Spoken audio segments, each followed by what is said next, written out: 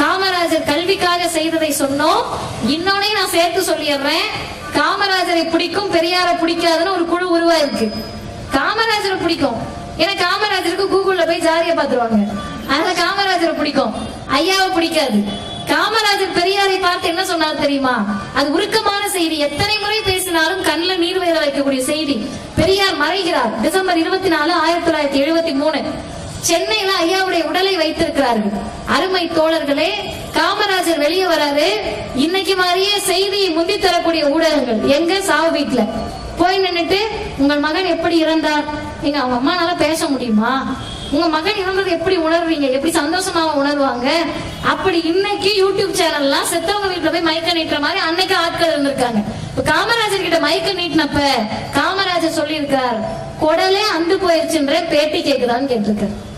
குடலே அந்து போயிடுச்சுன்னா என்ன தெரியுமா அர்த்தம்? நான் அறிவியல் படித்த மாணவி. குடலினுடைய அந்த வேலை இருக்குல்ல, அது உடலில் மிக முக்கியமான வேலை.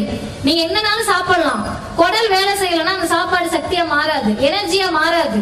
சக்தியா மாறலன்னா குரலும் வராது, வேலையும் பார்க்க முடியாது. இப்ப குடலினுடைய பணி என்பது எது இந்த உடலுக்கு தேவையோ அந்த சோறுல இருந்து அதை எனர்ஜியா மாத்திக்கிட்டு தேவையில்லாத வெளியேற்றுவது குடலின் பணி.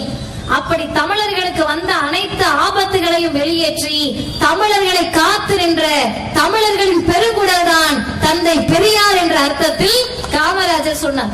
அடுத்த நாள் காமராஜர் வீட்டுல இருக்கப்ப இந்த எழுத்தாளர் நீலன் ஐயா பக்கத்துல உட்கார்ந்துட்டு என்ன எல்லாம் முடிஞ்சிருச்சான்னு கேட்கிறாரு. ஒவ்வொன்னா விவரிக்கிறாரு. காமராஜருக்கு அவர் சொன்ன எதுவுமே காதுல விழலையா, அந்த புத்தகத்தில் பதிவு செய்திருக்கிறார். கண்ணு ஓரத்தில் தண்ணி மட்டும் தாறு தாரியா வடிஞ்சிட்டு டக்குனு நிமிர்ந்து சொல்றாரு, இனிமேல் தமிழனுக்கு ஏது நாதி? பெரியார் செத்துட்டாரு, தமிழனுக்கு எது நாதின்னு கேட்டார். அப்படி காமராஜர் பெரியாரை உயர்வான இடத்தில் வைத்தார். பேரறிஞர் அண்ணா